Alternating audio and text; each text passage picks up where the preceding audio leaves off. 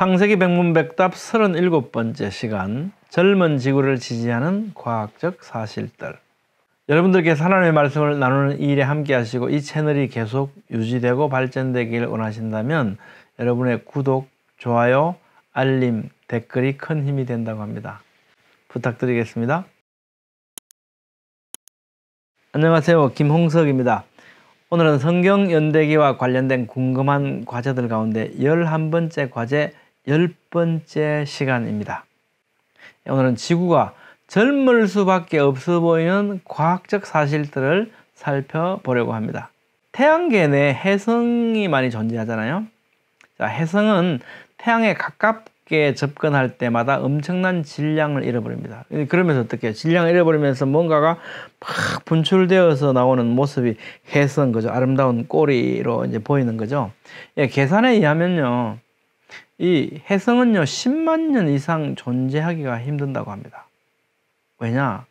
계속 깨져나가서 저런 모습인데, 그럼 과거로 거슬러 올라갈수록 안 깨지고 훨씬 더 컸다는 거잖아요.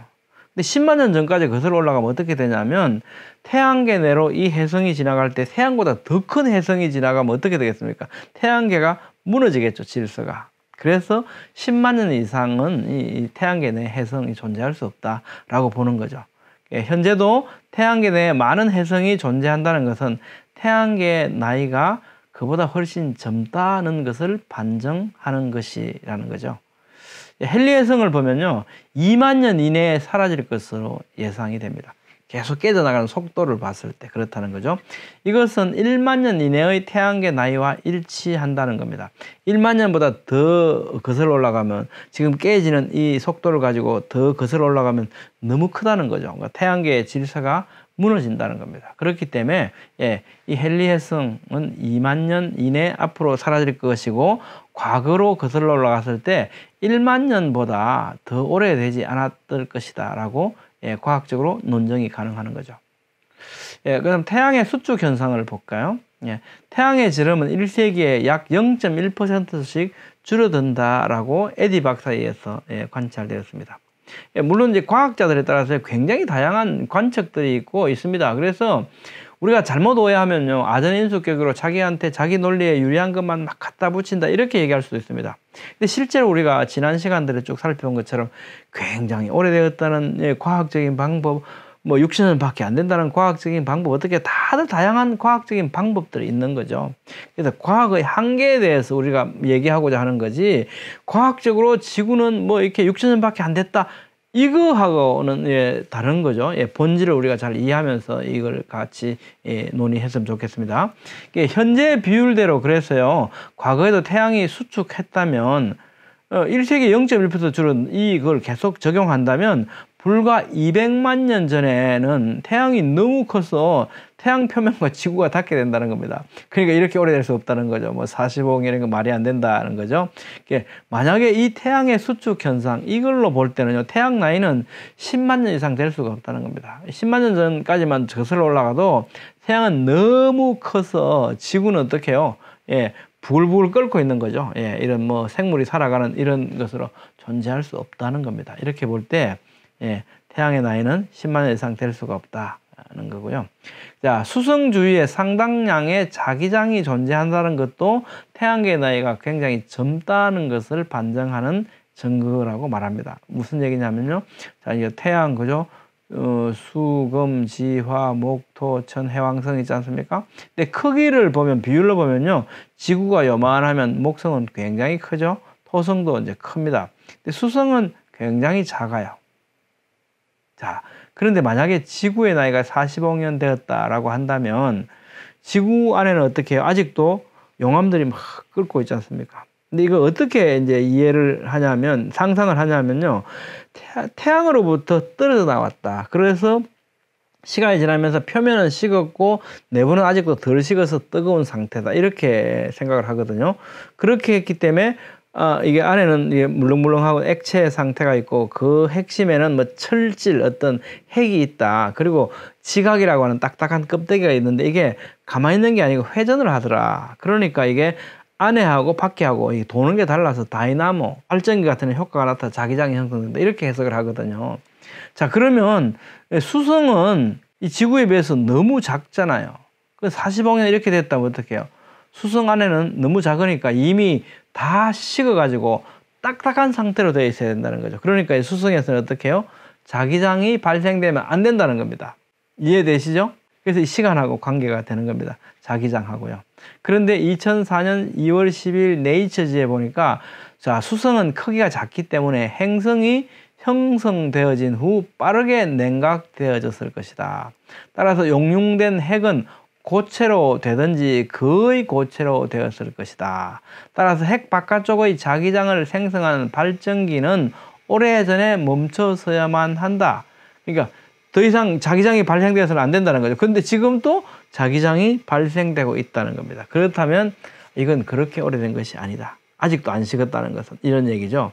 수성은 45년 동안 자기장을 가질 수 없다. 태양계 나이는 그렇게 오래되지 않았다는 것을 의미합니다. 자, 외행성들인 천왕성, 해왕성에서도 자기장들이 계속 관찰됩니다. 만약 그들이 진화론에서 주장하는 것과 같이 수십억 년의 나이를 가지고 있다면 그 자기장들은 오래전에 사라지고 없어야만 한다는 거죠.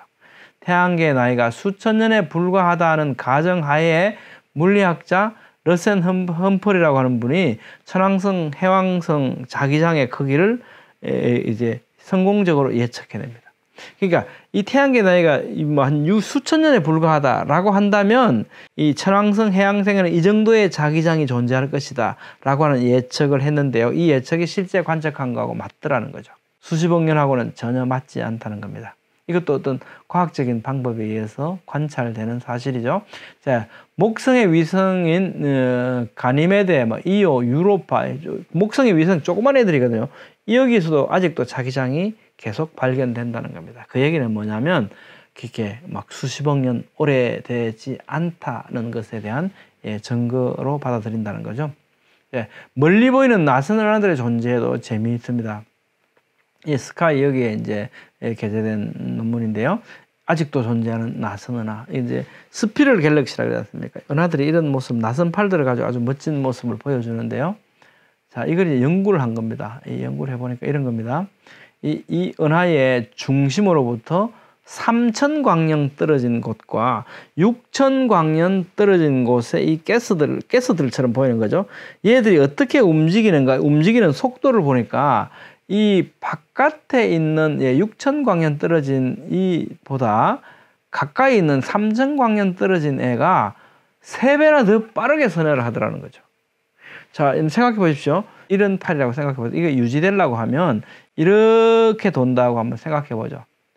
그러면 이런 모습이 유지되려고 그러면 얘가 움직이는 속도, 얘가 움직이는 속도를 보면 얘보다 얘가 빨리 움직여야 되죠. 같은 속도로 움직이면 얘가 이만큼 갔을 때 얘는 요만큼 가면 팔의 모양이 다 비틀어져 없어져 버리지 않습니까?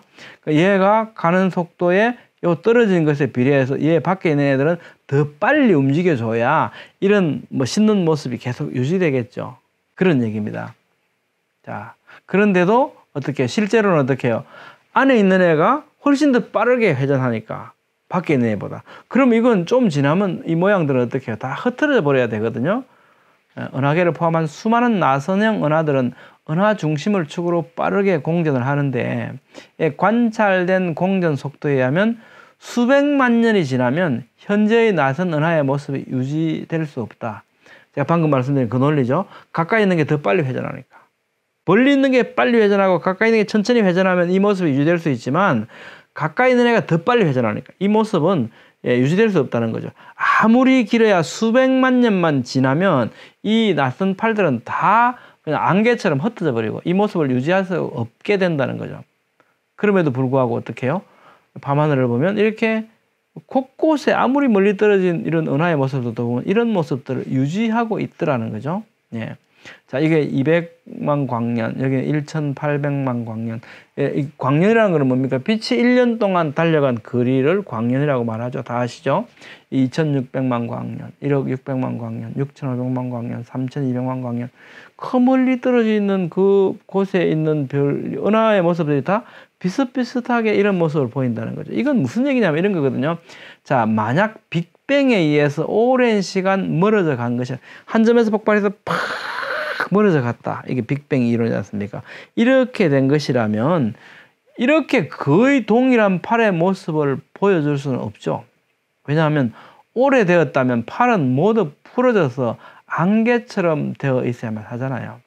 그러니까 빅뱅에 의해서 오래되었다는 주장은 과학적인 방법으로 추론을 한 것이지만 실제 사실은 아니라는 겁니다. 왜? 이런 모습들이 어떻게 해요? 다 이렇게 엄청난 시간이 지났음에도 불구하고 그만큼 떨어졌다는 것은 그만큼 세월이 흘렀다는 거잖아요. 과거의 모습이거든. 자, 우리가 1억 600만 광년 떨어진 모습을 본다는 것은 이게 언제 모습입니까? 이 빛이 우리 눈에 오기까지 1억 600만 년이 걸린다는 거지 않습니까? 그러면 우리는 이거 1억 600만 년 전 과거의 모습을 보는 거예요. 얘는 어떻게 해요? 200만 년 전의 모습을 보는 거죠. 얘는 2600만 년 전의 모습을 보는 겁니다. 이게 이제 광년 떨어진 이론적으로는 그렇습니다. 그런데 이 모습들이 어떻게 해요? 그 많은 시간차를 두고 똑같은 모습을 하고 있다는 거죠. 그러면 이건 그렇게 오랜 시간 이게 떨어져서 그렇게 오랜 시간이 걸린 게 아니라는 것에 대한 반증이죠. 자, 실제로 관찰된 현상을 보면요. 자, 수백만 년이 지나면 팔은 모두 풀어져서 안개처럼 되어 있어야만 할 것 같은데 아직도 이렇게 아름다운 은하의 팔은 어떻게 된 거냐. 더구나 1억 년 이상 차이가 나는 은하들의 모습들이 동일해 보이는 이유는 뭘까? 그것들은 정말 그렇게 멀리 있는 걸까? 그렇게 오랜 시간의 차이를 가진 모습들일까라는 반론입니다. 모든 은하들이 동시에 그곳에 존재하기 시작했고 동시에 지구에서 그것들이 보이기 시작했다고 유추하는 것이 오늘날 실제로 관찰되는 현상과 매우 잘 부합됩니다. 성경에 따르면 뭐라 그럽니까? 넷째 날 모든 천체들이 만들어졌고요. 이 천체들은 다 어떻게 그 빛들이 궁창에 와서 땅을 비추면서 시작되었다고 말씀하지 않습니까? 이 말씀에 훨씬 더 관찰되는 현상들은 잘 부합된다는 겁니다. 빅뱅을 반대하는 현대 유명한 과학자들도 많이 있습니다. 천문학자 독일 막스 플랑크 연구소에는 할톤 아프 유명하신 분이죠. 또 영국 웨일즈 칼리지의 프레드 호일, 또 샌디에고 캘리포니아 대학의 천체 물리학자 제프리 버비지, 또 스웨덴 천체 물리학자 한스 알펜, 또 인도의 푼 천문학과의 날리카르 교수 이런 분들. 특히 제프리 버비지가 하신 이분의 말씀이 참 공감이 가는데요. 이렇게 말합니다. 이런 인플레이션 현상은 정말 임의로 만들어진 것이다. 이게 빅뱅을 얘기하는 거죠. 과학의 역사에서 보여지듯이 우리의 후손들은 왜 이 빅뱅 이론이 그렇게 인기가 있었는지 이해하지 못할 것이다. 정말 말이 안 되는 거 어떻게 그분들이 이렇게 믿었지? 라고 할 것이라는 겁니다. 빅뱅과 모수되는 은하의 회전을 한번 살펴볼까요? 은하들의 회전 방향은 불규칙하고 어떤 규칙도 없다. 만약에 빅뱅에서 뻥 떨어져 나갔다 어떤 힘에 의해서 힘은 어떤 방향성을 가지고 있지 않습니까? 벡터, 그죠? 그런데 어떻게 해요? 회전 방향도 불규칙하고 어떤 규칙도 없습니다. 은하들이 어떻게 회전이 시작되었는지 대폭발 이론에서 가장 설명하기 어려운 현상입니다. 행성과 위성들의 회전 방향조차도 운동의 방향성이 빅뱅과는 무관하죠. 너무나 질서정연하게 그럼에도 불구하고 움직이고 있다는 겁니다. 우주 질서도는요, 아주 높게 출발했었다. 우리가 모든 것들이 어떻게 해요? 잘 정돈된 상태에서 시간이 갈수록 낡아지고 흐트러지지 않습니까? 우리는 관찰된 사실이잖아요. 자, 1974년 옥스퍼드 대학의 로저 펜로즈가 지적한 것으로 계산에 의하면 현재 우주의 엔트로피는 상당히 낮고 초기 우주의 엔트로피는 훨씬 낮았다. 즉 우주는 매우 질서 있는 형태로 시작하였다는 것이다. 그러니까 이 우주는 너무나 질서정연하다는 겁니다. 이 시간이 흐르면서 모든 것들은 흐트러져야 되잖아요. 근데 지금 또 너무나 질서정연하다고 한다면 과거로 거슬러 올라갈수록 어떻게 해요? 지금보다 훨씬 더 질서정연해야만 하는 거죠. 근데 어떻게 빅뱅이라는 큰 폭발 이런 것들을 상상할 수 있겠냐는 거죠. 대폭발 이론은 질서가 없고 균질한 상태, 즉 무질서로부터 출발을 합류하기 때문에 이게 문제가 된다. 너무나 관찰된 사실과는 비논리적이라는 거죠. 자, 우주의 질서도와 연대, 우주의 연대를 추정하는 빅뱅 이론은 우주 질서도의 관점에서 보면 분명히 틀렸죠. 우주는 관찰할수록요 정교하게 설계되어 있음을 알 수 있습니다. 우주의 질서는요, 지금도 매우 높습니다. 이게 매우 정교하다. 이것은 매우 젊다는 것이죠. 이건 제가 지난 6월 달에 낸 책에 나와 있는 내용들인데 몇 가지를 인용을 했습니다. 지구는 자기장으로 인해 열이 발생하는데 이를 주울열이라고 부릅니다. 텍사스 대학교 반스 박사는 이 주울열을 통해서 지구의 나이가 1만 년 이내일 것이라고 계산을 합니다. 만약 지구 연대가 2만 년 전까지만 거슬러 올라가면 이 주울열이 너무 강해서 지구가 부글부글 끓고 있어야 하기 때문입니다. 좀 자세히 설명드리면 이렇습니다.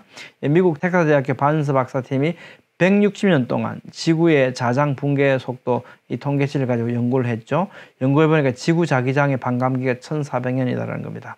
1400년 전에는 지구 자기장이 2배로 강했고 2800년 전에는 4배로 강했고 지난 시간에 말씀드렸죠.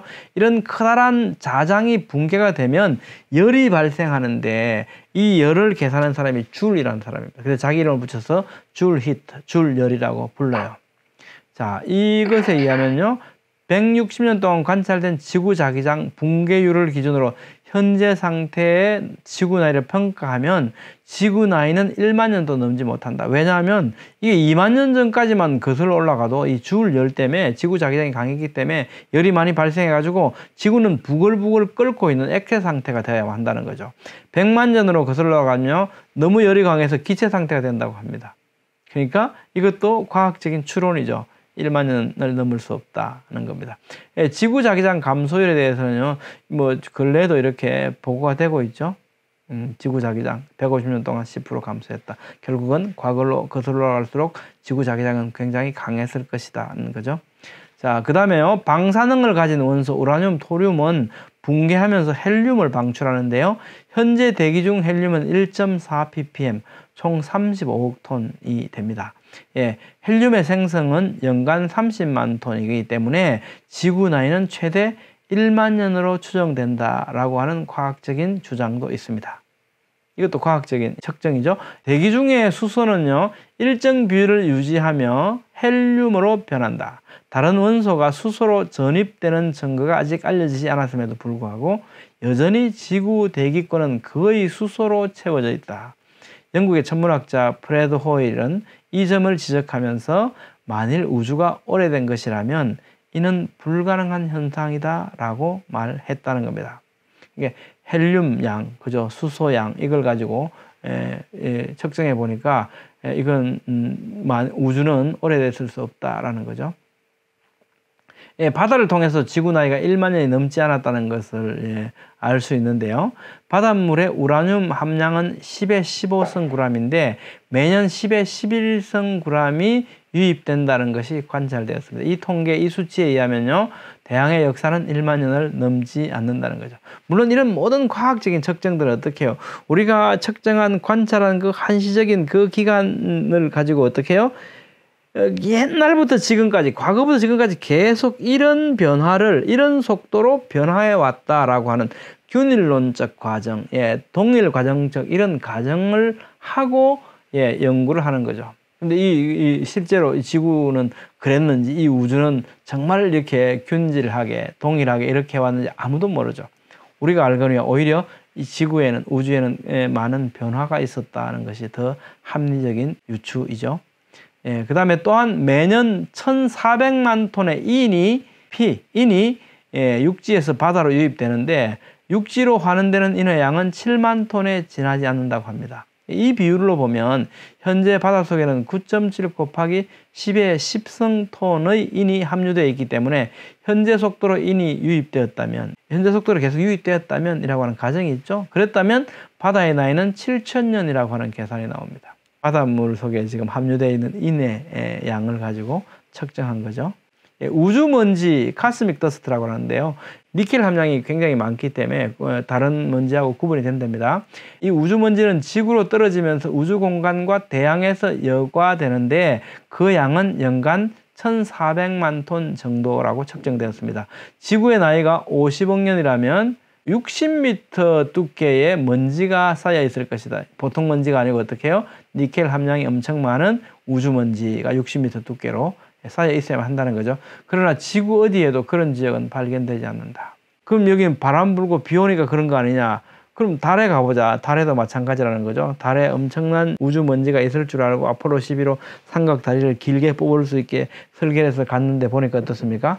닐 암스트롱이 남긴 발자국 이런 두께밖에 안 되죠. 이게 우주 먼지입니다. 실제로는 45억 년 되었다면 우주 먼지는 60m 두께로 쌓여 있어야 한다는 거죠. 또한 지구로 유입되는 우주 먼지에는 다량의 니켈이 포함되어 있다. 만일 지구의 나이가 수십억 년이라면 육지와 대양의 니켈 함량이 엄청났을 것이다. 먼지로 날아갔다 하더라도 니켈 함량이 엄청났을 거라는 거죠. 그러나 지구의 니켈 양은 수천 년에 해당하는 정도밖에 되지 않습니다. 여러분의 생각은 어떻습니까? 얼마나 공감이 되시는지 모르겠습니다. 과학적 연구들이 젊은 지구를 지지한다 하더라도요, 그것이 지구의 실제 나이에 근거가 될 수 없다는 사실을 우리는 언제나 명심해야만 합니다. 우리는 창조주 하나님께서 말씀으로 만유를 창조하셨다는 사실을 잊어서는 안 됩니다. 과학적 발전은 계속될 것입니다. 그러면서 계속 변할 것입니다. 그 적용의 범위 또한 매우 제한적이라는 것을 잊지 말아야만 합니다. 여러분들께서 하나님의 말씀을 나누는 이 일에 함께 하시고 이 채널이 계속 유지되고 발전되기를 원하신다면 여러분의 구독, 좋아요, 알림, 댓글이 큰 힘이 된다고 합니다. 감사합니다.